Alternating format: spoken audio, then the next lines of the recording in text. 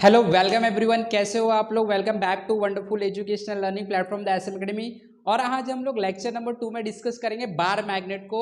हम लोगों का जो चैप्टर है मैग्नेटिज्म चैप्टर, हम लोग ने पहले वाले लेक्चर में डिस्कस किया था, कुछ मैग्नेटिक फील्ड लाइंस के बारे में डिस्कस किया था, क्या प्रॉपर्टी होती है, क्या कैरेक्टरिस्टिक होती है, ये सारी चीज को हमने डिस्कस किया था। अब हम लोग आगे बढ़ेंगे और हमारे टॉपिक का नेक्स्ट वाला पार्ट लेके आएंगे जो है द बार मैग्नेट। हम लोग बार मैग्नेट को अच्छे से समझने की कोशिश करेंगे। ओके, तो सब लोग साथ में ही ये वीडियो के साथ में नोट्स भी बना लो।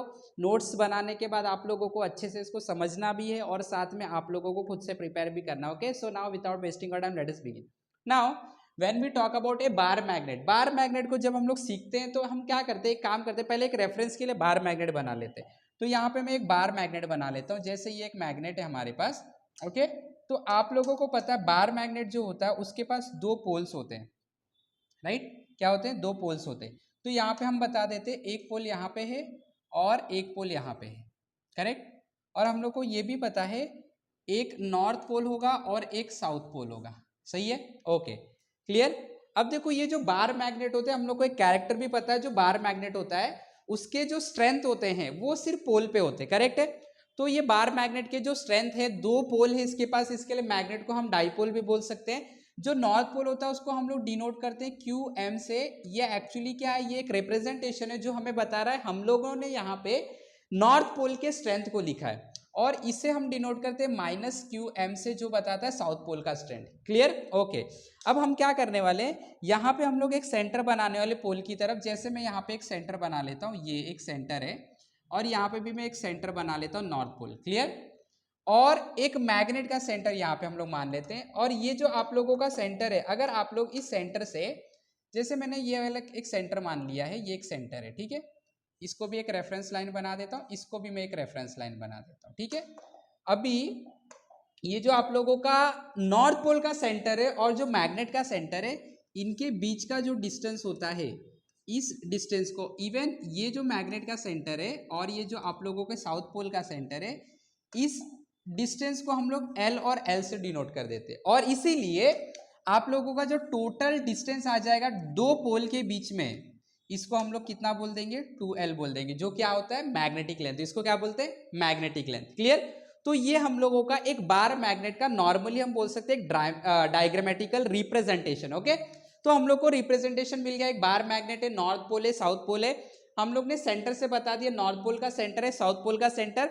और जो पोल के सेंटर से मैग्नेट के सेंटर तक का डिस्टेंस L और L है, इसीलिए टोटल लेंथ जो दो पोल के बीच का हो जाएगा वो 2L हो जाएगा। क्लियर। ओके, फिर हम लोग ने ये भी सीखा, एस मैग्नेट के पास दो पोल है, इसलिए मैग्नेट के पास डाइपोल है, हम बोलेंगे मैग्नेटिक डाइपोल का भी काम कर रहा है। क्लियर, एकदम सिंपल। चलो अभी इसके हम टर्मिनोलॉजी को समझने की कोशिश करेंगे। सबसे पहला चीज जो है वो ये है कि अगर मान लो मैं एक ऐसे लाइन को पास करूं जो कि मैग्नेट के दोनों पोल से पास होता है, आप देख सकते हैं ये पोल से भी पास हो रहा है, ये पोल से भी पास हो रहा है, राइट।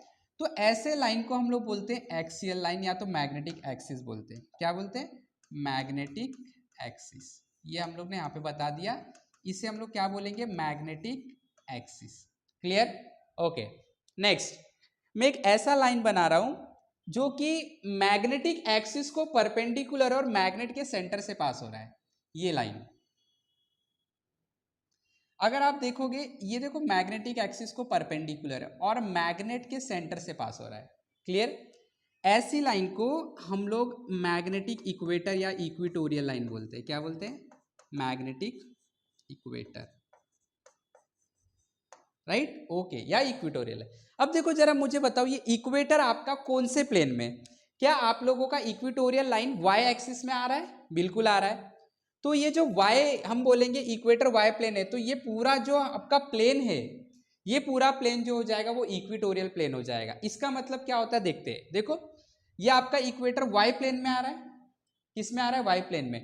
तो अगर मैं मैग्नेट को ऐसे कट करता हूं वाई डायरेक्शन के हिसाब से, तो मैं बोलूंगा मैंने मैग्नेट को इक्वेटोरियल प्लेन के हिसाब से कट किया है। और जैसे ये मेरा मैग्नेट है, मैंने यहां से कट कर दिया, तो ये वाला जो मेरे को सरफेस मिलेगा यहाँ पे कट करने के बाद, वो मेरा इक्वेटोरियल प्लेन होगा। तो इक्वेटर के रीजन में जो भी आप लोगों को 2 डायमेंशनल सरफेस मिलेगा वो क्या होगा, इक्वेटोरियल प्लेन। तो जैसे मैंने आपको बताया, मान लो मैग्नेट को आप ऐसे वाई डायरेक्शन में कट करते हो, वाई क्यों, एक्स में भी कर सकते हैं, बिल्कुल। हम लोग एक्चुअली समझ रहे इक्वेटोरियल प्लेन को, तो इक्वेटर हमारा वाई डायरेक्शन में, अभी अगर आप मैग्नेट को ऐसे घुमा दोगे तो आप लोगों का जो इक्वेटर हो जाएगा वो एक्स डायरेक्शन में हो जाएगा, राइट। तो इक्वेटोरियल प्लेन का मतलब होता है आप लोगों का इक्वेटर जो प्लेन में, अभी तो वाई डायरेक्शन में दिख रहा है, वाई एक्सिस। तो अगर आप वाई डायरेक्शन से अगर मैग्नेट को कट करोगे, या आपका मैग्नेट है आपने इसे कट किया, तो यहाँ पे जो आपको सामने सरफेस दिखेगा उसे आप इक्वेटोरियल प्लेन बोलोगे। क्या बोलोगे? Equatorial plane. अच्छा, अब देखो, मान लो आप लोग एक पॉइंट कंसिडर करते हैं, जैसे यहाँ पे देखो, ये एक पॉइंट कंसिडर किया आप लोगों ने, जो कि मैग्नेट के सेंटर से आर डिस्टेंस पे। मैग्नेट को थोड़ा सा घुमा दो, से मैग्नेट के सेंटर से आर डिस्टेंस पे ऐसे घुमाते जाओ मैग्नेट को, और ऐसे। तो ये पूरे पॉइंट को अगर ज्वाइन करोगे आप, तो हम लोग इसको बोलेंगे इक्वेटोरियल सर्कल। क्या बोलेंगे? Equatorial circle. तो ये एक्चुअली क्या है, अगर आप मैग्नेट का आप भी देखोगे, ये इक्वेटर है, इक्वेटर के एक पॉइंट लिया है जो सेंटर से आर डिस्टेंस पे 1 मीटर मान लो, थोड़ा सा मैग्नेट को घुमा दिया, इक्वेटर ऐसा हो गया। अब इस इक्वेटर पे सेंटर से सेम 1 मीटर पे एक पॉइंट बना लिया, फिर थोड़ा सा और घुमाया, 1 मीटर पे एक पॉइंट बनाया और घुमाया मैग्नेट को, और सारे पॉइंट्स को ज्वाइन करोगे तो आपको एक सर्कल मिलेगा, और इस सर्कल को हम लोग बोलते हैं इक्वेटोरियल सर्कल। क्या बोलते हैं? इक्वेटोरियल। एकदम सिंपल है। ओके, बस इतने ही टर्म से इसको हम लोग थोड़ा सा रिप्रेजेंट कर लेते हैं कुछ वर्डिंग्स के फॉर्म में। तो सबसे पहले हम लोग ने जो टर्म सीखा उसे हम बोलते हैं मैग्नेटिक एक्सिस। क्या बोलते हैं? Magnetic axis.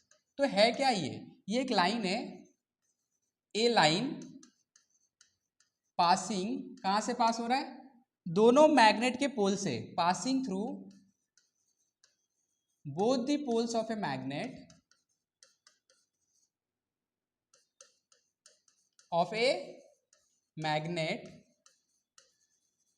is called as magnetic axis।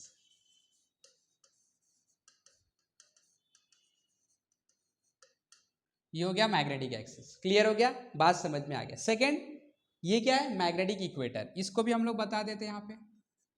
Second, हमारे पास एक पैरामीटर होता है बार मैग्नेट में, जिसे हम बोलते हैं मैग्नेटिक इक्वेटर। चलो, ये क्या है? ये एक ऐसा लाइन है जो मैग्नेटिक एक्सिस को परपेंडिकुलर और सेंटर से पास हो रहा है, बराबर, एकदम सिंपल। तो यहां पे लिख देंगे ए लाइन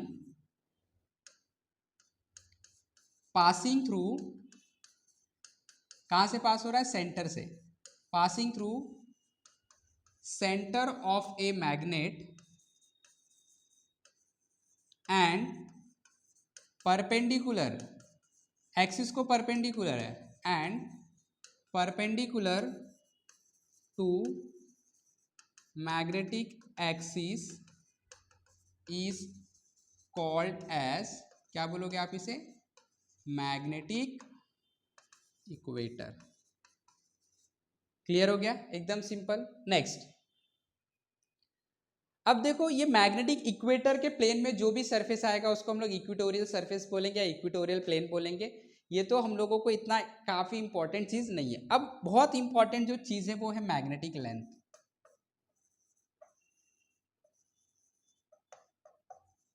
और यहाँ पे हमारे केस में मैग्नेटिक लेंथ हमारा 2L है।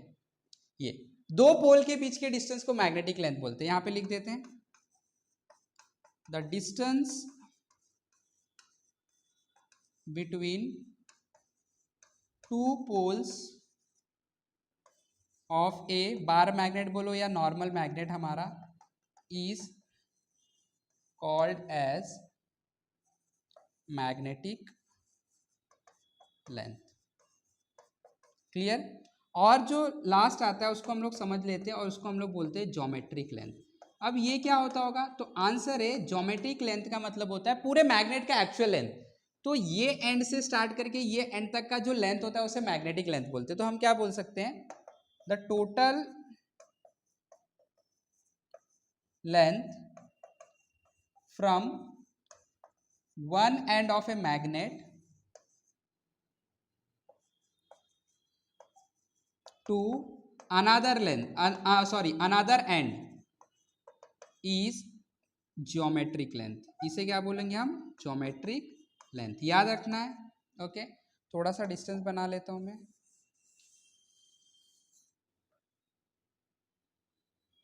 geometric length क्लियर हो गया? और यहाँ पे भी स्पेस से बना लेते हैं हम लोग।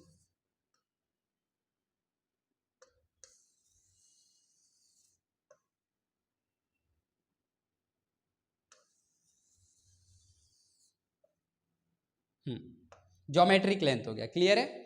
अब देखो ये मैग्नेटिक लेंथ और ज्योमेट्रिक लेंथ, मैग्नेटिक लेंथ दो पोल के बीच का डिस्टेंस, ज्योमेट्रिक लेंथ पूरे मैग्नेट का डिस्टेंस, राइट। इसके लिए एक हमारे पास रिलेशन है, और रिलेशन क्या है उसको यहाँ पे हम लोग अच्छे से लिख लेते हैं, बहुत इंपॉर्टेंट है। और ये रिलेशन ये है कि जो आप लोगों का ज्योमेट्रिक लेंथ और मैग्नेटिक लेंथ होता है उसमें हम ऐसे बोल सकता हूँ, जो हमारा मैग्नेटिक लेंथ होता है, इसको अच्छे से लिख देता हूं मैं,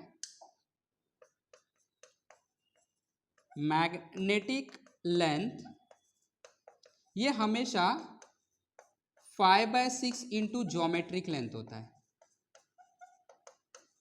ये मैथमेटिकल कैलकुलेशन के लिए टूल है आपके पास, टूल हम बोल सकते हैं बेसिकली फॉर्मूला है, इस फॉर्मूले से हम लोग कैलकुलेट कर सकते हैं ज्योमेट्रिक और मैग्नेटिक लेंथ कैलकुलेट कर सकते हैं। तो क्या फॉर्मूला याद रखना, magnetic length is equal to 5/6 into geometric length. तो ये सारे जो भी हम लोग ने यहाँ पे कैरेक्टर देखा, जो भी हमने पैरामीटर्स देखा, ये सारे पैरामीटर बार मैग्नेट के रिलेटेड है। अगर इतनी कहानी आपको आती है तो आप लोगों को बार मैग्नेट के बारे में समझ में आ चुका है। तो आई होप कि सब लोग को अच्छे से समझ में आ गया क्या क्या चीजें आप कभी नहीं भूलोगे। एक बार अच्छे से आप लोग वापस से खुद से प्रैक्टिस कर लो, because practice is the key. Okay, so I hope अच्छे से समझ में आ गया, हमारे साथ जुड़े रहे, सीखते रहे। Have wonderful day, have wonderful learning. Thank you very much.